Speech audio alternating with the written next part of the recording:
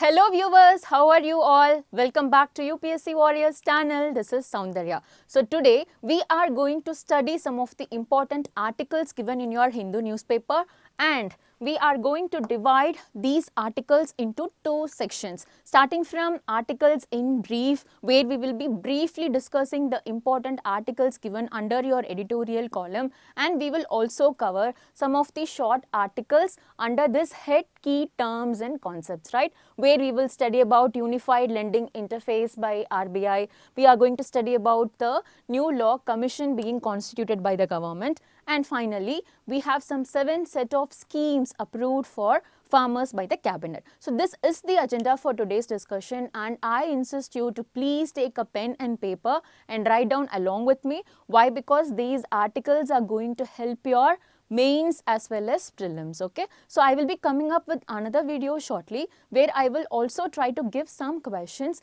related to these articles that we see in our everyday DNA, and I will also teach you how to write answer for that. So this is going to be very helpful for all of you. So I really want you all to please take a note, a pen or a paper and write down along with me. So without much delay, we are going to start discussing our first article, and this article is about the trade relationship between China, Africa and the room for India. So why it is important? It is important because we know that China is exercising its power across all the regions, right from the east to the west, right, and how it is making use of Africa, and what is the relationship between China and Africa in terms of exchange of goods, and what is the role being played by India, and what are the potentials that India have with respect to this particular trade relation with Africa. So these are certain topics that you have to know, and it is used for your international relations. You can apply it in your GS paper too. Okay.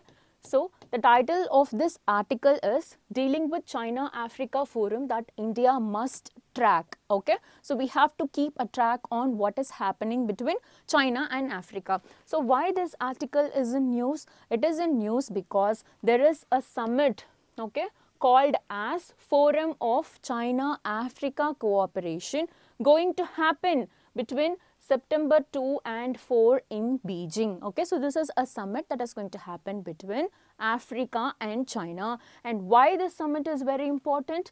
This summit is very important for Africa. The reason being, Africa is going through so many problems, starting with some economic problems like inflation. Okay, so we also have currency depreciation that is happening in Africa. Africa is also suffering from debt burdens. Okay, and Africa is also going through military conquest, which is unconstitutional military conquest. So in addition to these problems that the Africa is facing, it also faces some of the problems because of the geopolitical tensions happening around Africa. Say for example, we have Russia-Ukraine war. Okay, so this is again impacting Africa. We have conflict going on between Israel and Hamas group. So we also have these Houthi rebels attacking the commercial ships in the Mediterranean Sea. So because of all these reasons, this summit is being looked upon so crucially by Africa so as to gain some amount of support from China and overcome all these challenges. So how it is going to do that? Let's see it one by one. Okay, so this summit, talking about this summit was first established by China. This forum, okay, was established by China in the year 2008. Okay, so this was first established in the year 2008, and you have to remember this. This is one of the China's very first establishment happened outside its periphery. Okay, so along with its China-Arab cooperation mechanism, so this one such forum was established by China for the very first time. Okay, Africa was the very first region where China established a kind of forum. So why this is very important for China? It is important for China because this is the amount of trade that is happening between China and Africa. Okay, so the $167 billion worth of goods and services are getting exchanged between them, and China has become one of the largest trading partner of Africa, surpassing US in the year 2009. So this shows the growing importance of China for Africa in its trade, right? And China has also made an import worth $300 billion from Africa. Okay, so this shows why this studying this trade relationship between China and Africa is important. It is quite huge, right? Fine. So what is this summit going to do, or what are the key pillars of cooperation that these people, Africans and the Chinese, are going to have? See, what they are going to do is to basically express solidarity and cooperation with peace, development, vitality and prosperity. Okay, so these are some of the terms you have to use in your answer paper. So what type of the objective or what type of relationship these two countries have? They have trade relationship, and they also tend to, okay, have solidarity and cooperation by mutually helping each other. Of course, China is something which is going to help Africa with the intention of tapping the resource potential that Africa has and also exhibiting its influence over the West, right? Okay, so what are the key pillars of this forum? The key pillars of this summit is going to be around these elements. Okay, so you have to remember this. One is consultation, equal consultation, in sense this forum is not something where the China is going to give some strategies or ideas to Africa and ask it to follow. It is not like that. So it is mutual. So Africa can come up with its own strategies and China can come up with its own strategies. So they will have talks and negotiations and then they will work out, right? So this is something about equal consultation. So what is something that you want, what I can offer, type of that. And then enhancing understanding between two countries, expanding consensus and cooperation, and then strengthening friendship. So these are some of the key pillars of this particular forum that you have to remember. Okay, so we discussed about the trade volume that is between Africa and China, and talking about the priorities that Africa has with respect to this particular summit. Africa expects China to do favor across all these things, starting from agriculture. Okay, so it is because Africa have some problem with respect to agriculture. It is not able to cope up with food processing industries. So China is expected to take care of all those problems, starting from setting up of food processing industries, also to give Africa the crops which is suitable for it to cultivation and the fertilizers which is needed, and also make agriculture climate resilient. So you have to just note down these terms, that is helping in food processing. Please write down along with me. Under agriculture, Africa wants China to help its agriculture with respect to food processing industries, okay, and also provide crops that are suitable for cultivation in Africa, and also provide fertilizers, okay, and also provide fertilizers. So these are some of the expectations of Africa from China with respect to agriculture. And finally, make climate resilient agriculture. Okay, make climate resilient agriculture. So under the agriculture, you will write these things as a points. And then talking about green energy and industrial development. Right now, Africa is facing problems with respect to refining the raw materials. Okay, so we can give the example of lithium refineries. So why it is happening? It is mainly happening because of lack of power. It is because of lack of electricity. So it is because of lack of technology. So Africa is expecting China to cooperate on this particular segment also. And finally, debt trap diplomacy. So we know that China is well versed with getting people under debt trap and then doing diplomacy around that. So it has around $170 billion of debt.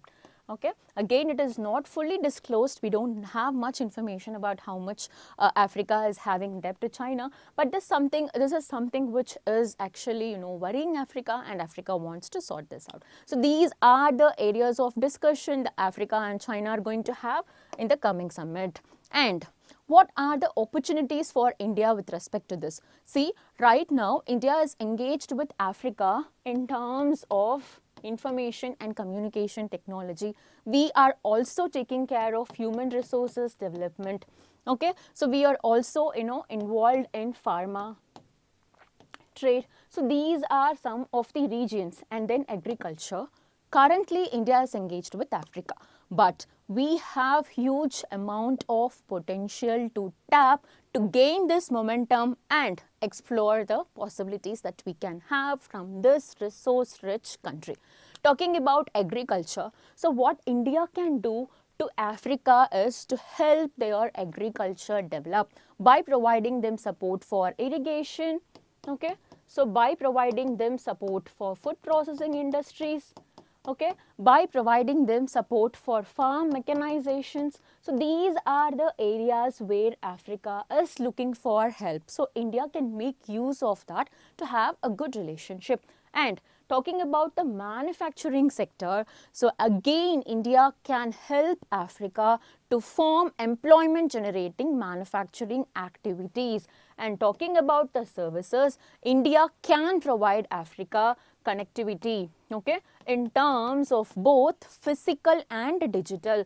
So we know what is mean by physical connectivity and what is digital connectivity, okay. So this is something which is very much important for Africa. It is not there. We know about Jan Dhan Yojana, financial inclusion, that created a massive revolution in India, right? So something of that sort can be, taken to Africa also. And we also know that this particular rupee card is quite popular, okay. And Mauritius is a country which actually adopted it, but still we have Kenya, we still have Mozambique. So these countries are demanding or like willing to adopt the Indian payment system. So we can, take that to that region also. So this is where India can have a good relationship with Africa. And talking about the African summit which we had with India. So India-African summit happened in the year 2015. After that, we did not have any summits in place. So it is needed for us to have a summit soon. Okay. So that African Union, you all know, right, which became a part during the India's presidency in G20, right? So what we have to do, we have to tap the African Union separately by having a dialogue with it, right? And then we should also try to establish a regional office in Delhi and try to increase our investments. So we can engage private sectors also, especially for setting up the financial system in Africa. So these are some of the areas where we have scope for having a good relationship. And then, as I told you, that is going for physical and digital connectivity. And finally, national currency, using rupees so as to reduce the dependence of dollars. This is something called as currency neutralization, right? Okay, fine. So this is about the first article where we discussed about the possibilities, priorities and the importance of Africa-China trade relationship and where India can play a role. So if at all you are getting a question about the influence of China increasing towards the West, you can make this particular forum setup as the example to show how China is exploring its different opportunities across the regions, even in the country like Africa, which is not that developed but still having so much of resources that can be tapped. Clear? And how India can also play a role in that to maintain that, to make use of that momentum that is happening. So this is about one article. So we completed our one editorial. Moving on to the next very, very interesting editorial for today. This is about Disaster Management Amendment Bill. So recently the cabinet came up with the amendment bill, tabled in the Lok Sabha, that aims to amend the Disaster Management Act of 2005. So I hope you all know what is meant by Disaster Management Act 2005 and some of its provisions. So now we will see what are the amendments that we are going to make to it and why we are going to make to it and what would be the difference between the existing provisions and the proposed provisions. So we will also look at how this Disaster Management Act works in India. Clear? So this is the agenda for discussion under this particular article. Okay, I hope so far things are clear to you. If you have any doubts, please feel free to drop a message in the comment section. As usual, I used to say that please drop a message. So whenever you have any doubt, I will read it and reply to you. So why it is in news? Basically, it is because on 1st of August 2024, the center government introduced Disaster Management Amendment Bill in the Lok Sabha. Let's see what this amendment is all about. Okay, so first we are going to start with some of the key provisions given in the amendment. So it aims to strengthen the working of National Disaster Management Authority and the State Disaster Management Authority to prepare state and national level plans. Okay, so now it is giving power to the National Disaster Management Authority and the State Disaster Management Authority to make plans. Earlier, who will make plans? Okay, so earlier, before having this amendment, before getting this amendment in place, it was prepared by the national and state executive committees. Okay, so now this power has been given to the National Disaster Management Authority and the State Disaster Management Authority. So you have to remember this, by means of which we are giving more power to what? These two authorities. And second thing, initially, like according to the current National Development Management Act, Disaster Management Act, we have this disaster management plans at two levels. One, it is the national level, okay, and then another one would be at the state level. So national level will be managed by the National Disaster Management Authority and state level will be managed by the State Disaster Management Authority. But this new bill, this amendment proposes to include another level of management authority called as the Urban Disaster Management Authority. So this Urban Disaster Management Authority was to be formed in all the state capitals and also in the large cities of India. Okay, so what we are basically trying to do is to have another tier or another level of disaster management by involving the urban disaster management authorities to be established across all state capitals and the large cities which have municipal corporations. Clear? So these are the two important changes that you have to remember. One is here the power is given to these two authorities to frame plans and all those things, and second thing, we are coming up with urban level thing. And then we had this National Disaster Response Fund and National Institute of Disaster Management formed under this NDMA 2005. In the proposed bill, what we are trying to come up with is to have similar provisions for state disaster response force by the state governments. Okay, like how we have National Disaster Response Fund. Okay, so constituted under NDMA 2005, something of that sort has to be made by the states also. So this thing you have to remember. Okay, fine. Now we will move back to the other key amendments. Okay, so these are simply the additions. Okay, so far we saw what is something that is going to change the existing system, and now we are going to see some of the additional provisions to add to this NDMA Act. Okay, so we know that it is going to form some urban disaster management authority, and then this particular amendment bill is diluting the wordings of National Disaster Response Fund by removing the purposes for which the funds can be used. So this is something which is concerning. So what they are trying to do here, we have a list of purposes for which we can make use of the fund amount that is given or maintained under this National Disaster Response Fund. By just removing the list of purposes, now we are giving more decision-making power to the government to choose upon the purpose for which the funds can be used. So this will be quite concerning, especially when it comes to disaster of very high severity. Okay, so this is something which is worrying, and this is something which you have to know. Okay, so we will also discuss this particular point in the drawbacks. Clear? Okay. Now, definition of disaster is again restricted in the NDMA Act itself. So according to this NDMA Act of 2005, what are all the disasters that we have? We have cyclones as disaster, droughts listed as disasters, we have floods, we have fires. Okay, so we have cyclones, floods, there are a list of 12 to 13. Okay, then we have fire, droughts, and then we have earthquake. Okay, so then we also have landslides, avalanches, etc. But what is not there is heat waves.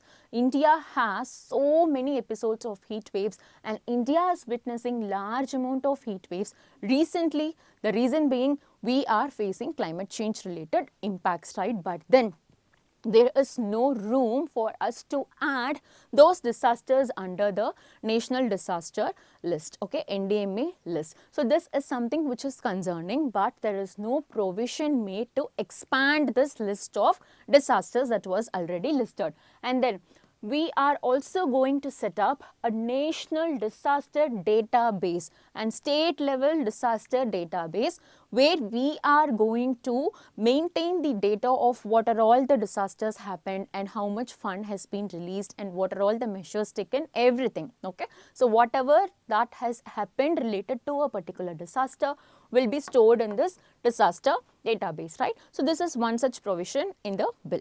And then we are going to give statutory recognition, clear, that is giving powers through laws. Okay, we are going to give statutory recognitions to the bodies like National Crisis Management Committee and High Level Committee to tackle this disaster management, just giving them more autonomy by statutory means. So this is also the provision. So all you have to remember is, whenever you are going to apply this in the examination, you have to remember some of the provisions which are going to replace the existing systems, and then find out in what ways it is positive or in what ways it is negative. Okay, and then try to add some 2 or 3 provisions in the proposed bills which are positive. Then your answer will be done, right? Fine.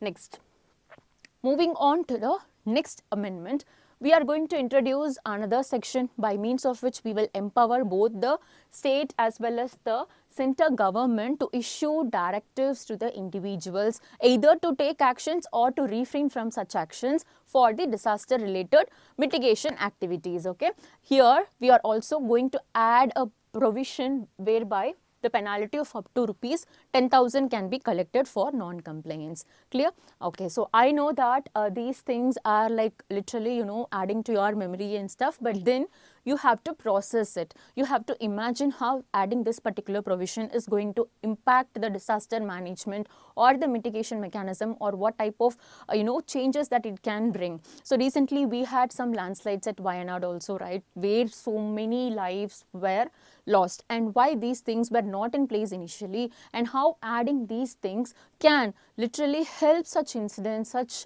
disasters from causing so much of lives in the coming days. So this is something which you have to keep a tab on, because this is just the proposed legislation, right? So the amendment has not yet been made. So in the coming days you will have so many discussions around all these provisions given, and we will also be able to pick up some case studies. So if possible, I will also try to make a case study related to this disaster management, where I will be explaining you about how disaster management is actually happening, what is mean by preparedness, risk management, etc. Clear?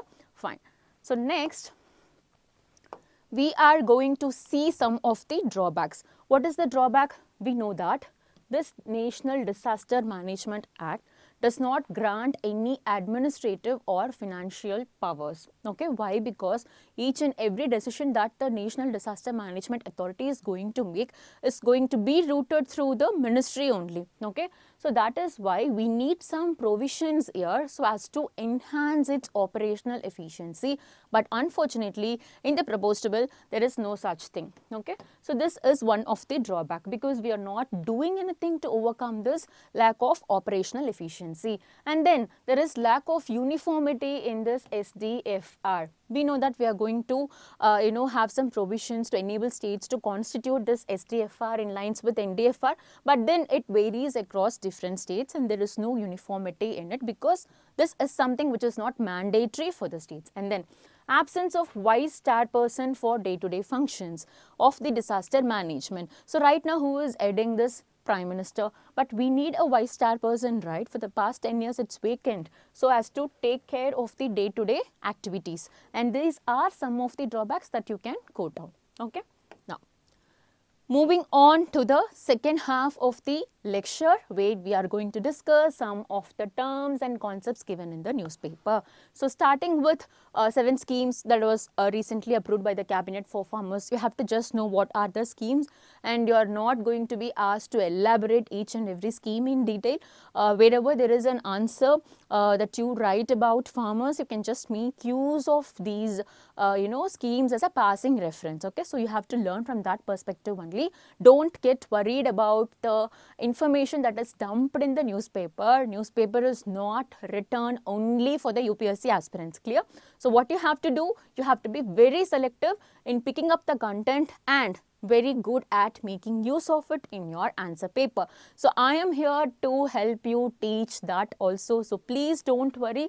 Please stay with me for the next few minutes, where we are going to see about the 23rd Law Commission constituted recently, and the most important one, Unified Lending Interface by RBI. Okay, so starting with these 7 schemes, these 7 schemes include Digital Agricultural Mission, okay, Krishi Decision Support, Soil Profile Mapping, Crop Science for Food and Nutritional Security, Sustainable Livestock Health and Production, Sustainable Development of Horticulture, and National Resource Management. As the name indicates, these are something which are going to help farmers, which are going to help the agriculture. How? By making use of technology in agriculture. Nowadays, we can see some questions being coming up in mains asking about how e-technology is aiding farmers and agriculture. So in that perspective, these list of schemes are going to be very, very important, because these schemes are approved. Okay, so starting with Digital Agricultural Mission. Under this Digital Agricultural Mission, what we are going to do is we are going to create a database platform. What we are going to do? We are going to create a database platform. So in this database platform, we are going to flood databases collected across different states and union territories and collected from different ministries and the departments. So having all these data at one place is going to help the farmers. Clear? So how it is going to help the farmers? We can get land mapping, we can get soil profile, we can get the land records, and all the databases related to the agriculture and to the farmer will be provided under this one particular single platform. Okay, so this is about Digital Agriculture Mission. This aims at increasing the use of digital technology in agriculture. Okay, so as to solve the issues with respect to collecting the data and using the data for the benefit of the agriculture. And next comes Krishi Decision Support. So under this Krishi Decision Support system, again what we are going to do is that we are going to help farmers by unifying the remote sensing based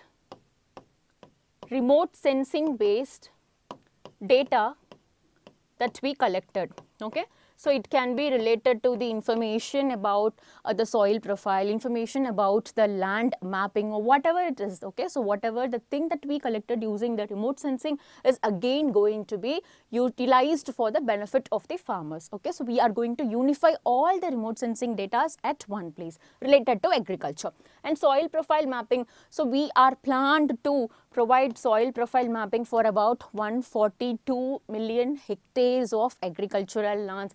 And under this Crop Science for Food and Nutritional Security, we are basically aiming to improve our food security and also the crop resilience and sustainability by 2047. Under the Sustainable Livestock Health and Production, we are basically trying to improve the production, that is income that we generate through this livestock. Okay, and then Sustainable Development of Horticulture, we are going to expand the production of horticultural crops across the tropical, subtropical regions of the country. Okay, and then National Resource Management, where again we are going to make use of the data that we collected with respect to the resources and make it easier for the farmers to make use of it. So these are some of the schemes that you have to remember, which are aimed at supporting farmers, and most importantly they are database related. So we completed one, and now Second thing, moving on to the 23rd Law Commission recently, okay,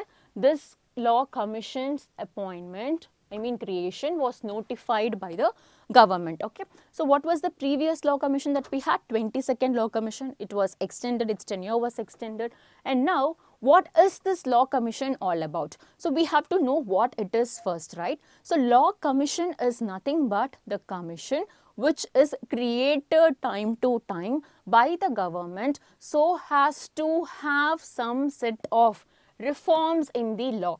Okay, so this Law Commission is entitled to review the laws that are in place and repeal the laws which are obsolete and come up with new reforms so as to have a fair laws in the country. Clear? So this particular Law Commission's main objective is to advise the Ministry of Law and Justice. Clear? So this is not a constitutional body. So this is not a statutory body. It is not given to us by the constitution. It is not given to us through any act or right, but it is the advisory body established by the orders of the government just by passing a resolution. Okay, so government has passed a resolution to create the Law Commission for a period of 3 years. That's it. Law Commission will be in place. So whenever this ministry needs any advice, it can go and ask the Law Commission. If the government wants the Law Commission to look after any particular issue, again the Law Commission is entitled to do that, and these Law Commissions have to submit the reports, okay, regarding the reforms that it wanted to have in the country. And so far 277 reports have been released by these Law Commissions. And why these Law Commissions are important? It is again important because these are the commission which are actually going to reform, review and repeal the laws in the country and make sure that it is people friendly, poor friendly especially, and make sure that it is able to reduce the poverty in the country and also try to achieve some of the objectives given in our directive principles of state policy. Okay, so when was this 22nd commission of law panel got ended? On August 31, and it was headed by Rituraj Avasthi. Just know this name because sometimes you may get a question in your prelims also. And now tell me, if any one of you know what was the first, when was the first Law Commission created in India during the British rule? Any idea? We know this person called Lord Macaulay, right? So it was by the Charter Act of 1833. We created the first Law Commission in the year 1834 under the chairmanship of Lord Macaulay. Clear? So now I am giving you a homework. Go and find out the name of the person who was the chairperson of the Law Commission that we established after independence in 1955. His name will start with S. Okay, clear. So after that we have so far 22 Law Commissions formed, and this is the 23rd commission that is going to be established soon. And this chairperson who will be heading this Law Commission will be decided by the government. Remember that also. And some of the famous reports and submissions given by the Law Commissions include having simultaneous elections for Lok Sabha and state assemblies, abolition of death penalty except for terrorism and war against the state. So these are the things which right, okay, happened in India, but who is behind all those ideas? The Law Commission. Okay, so this is the purpose of Law Commission. So moving on to the final and the last heading for today, it is again going to be very important. If at all you also belong to a family of farmers and trying to apply for loans, but still you do not have any form of land records, collaterals or the credit history, don't worry. RBI is going to sort that out soon with the introduction of Unified Lending Interface. So what is this basically? This is a new technology platform, okay, going to be launched by the RBI as part of its digital public infrastructure.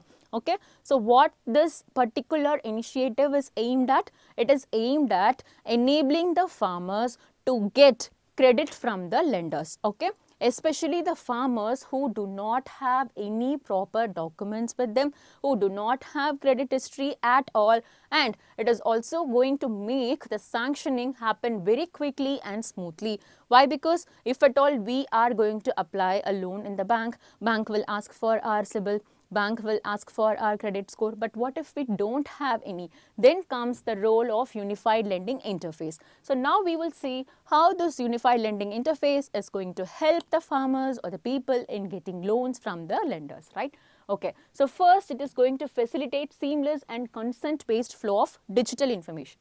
So just remember that whatever the digital information that is there with the state or with the different banks, okay, everything is going to be shared among each other, shared among members. If state is having some data about the land record, some data about the land ownership that is there in the particular area, it will be giving it to the banks. So banks will have some data of it. If at all, if a bank knows that a person is doing this particular economic activity and his income is this, that and all those things, that again is going to get recorded. So by pulling in all the informations, all the databases related to this, we can have a platform which can be used by any lender to cross-check a person so as to find whether the person is eligible or not and sanction the loan instantly. So this is the main objective of having this particular lending interface. So here, by doing this, we have less time for credit appraisal. We don't take that much time, and especially for small and rural borrowers who do not have any credit history. And then plug and play approach. So what is this plug and play approach? Here the NBFCs and the fintech are going to help you with providing data to the lenders. Okay, so that is called as getting information from diverse resources. So it is basically going to make the process of getting loan very quicker as well as easier as well as smoother. Fine.